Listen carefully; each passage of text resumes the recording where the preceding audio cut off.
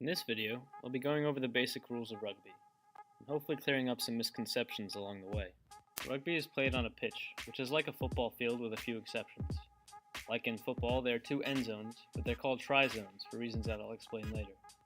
Then there's a halfway line at the 50 meter, where teams kick off to begin the game. The rest of the lines, the 22 meter and the 10 meter, are important for strategy, but we won't worry about that for now. The goal of rugby is to touch the ball down in the tri-zone.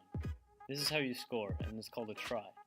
A try gives you 5 points, and kicking through the uprights after the try gives you 2 more. The most important rule in rugby is that you cannot pass the ball forward. It must go backward.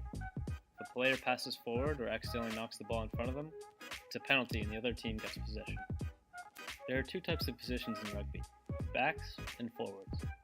The main differentiator with football is that every position plays both offense and defense. Rugby forwards are generally bigger because they have to do most of the physical running and tackling. Forwards also participate in scrums, which are set plays that occur after penalties. One player inserts the ball as opposing team's forwards line up in formation to drive each other backward in order to gain possession. This is what a scrum looks like with actual players. People tend to think rugby is dangerous, but the reality is that tackling is pretty safe. Unlike in football, tackling is only allowed below the waist, and the player must wrap up, as opposed to just flying in recklessly.